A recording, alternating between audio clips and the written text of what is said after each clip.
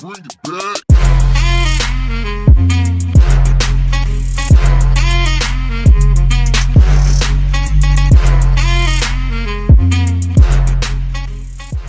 I pozdrav ljudi, ovdje je Lemun, dobrodošli još jedan video na mom kanalu.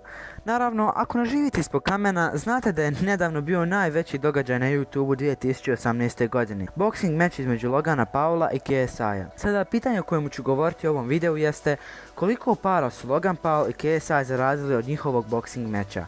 25. kolovoza Manchester Areni, dva momka su ušla u ring i nijedan nije bio pobjednik. Ako mislite da je ovo bila namještaljka i da je sve urađeno zbog novca, činjenica koja je važna jest to da je meč bio izjednačen. 2 od 3 suca su rekla da je od 6 rundi boksa 3 dobio Logan, a 3 dobio KSI, dok je glavni sudac mislio da je 4 dobio KSI, a 2 runde Logan. Nažalost, najveći događaj u povijesti interneta će ponovo biti održan. Logan i KSI su odlučili da će imati revanš koji će se održati u SAD-u, ali koliko su novca ovi momci zaradili poslije svoje prve borbe? Ako niste znali, u ovakvoj vrsti boksa natjecatelji plaćaju da uđu u ring i prodaju karte svojim prijateljima i obitelji da ih gledaju dok se bore. No, ovo su samo dva youtubera koji su htjeli da boksaju. Bez obzira tko je bio pobjednik, odlučili su svu zaradu podijeliti 50-50.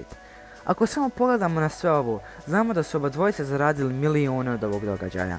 Naravno, znamo da ako su gledatelji htjeli gledati live stream preko YouTubea, trebali su platiti 16 konvertibilnih maraka, a bilo je preko 800.000 gledatelja na streamu, znači ne trebam biti Einstein da izračunam da je to 12 milijuna i 800.000 konvertibilnih maraka samo od live streama. Prvo su htjeli da posle ove borbe 100% zarade ide KSI-u, a kada bude revanš u SAD-u da 100% zarade ide Loganu, ali su ipak zarade podijelili na pola. Par pametnih ljudi i profesionalaca su rekli da su oba dvojica zaradila između 30 i 40 milijuna britanskih funti. I u zadnja 2 mjeseca i Logan i KSI su dobivali milijune pregleda na svojim kanalima. I kako piše na Social Blade-u, i Logan i KSI su dobivali između 10 i 60 tisuća američkih dolara po videu. Prodavali su i posebnu robu za ovaj boxing meč koja nije bila jeftina. Naravno, potrudili su se da svi gledaju ovaj meč legalno, preko YouTube streama, ali kao što znamo, ovo je internet, naravno da će neko napraviti ilegalan stream, a bilo ih je puno i nisu ih sve mogli ugasiti. Bilo je preko 1 milion gledatelja ilegalnih streamova na Twitchu. Da su oni svi platili da gledaju YouTube stream, ko zna koliko bi još para oni zaradili.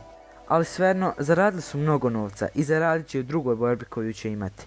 Šta vi mislite, su li zaslužili da zarade toliko para? Napišite u komentar vaše mišljenje, a mi se vidimo u sljedećem videu. Pozdrav!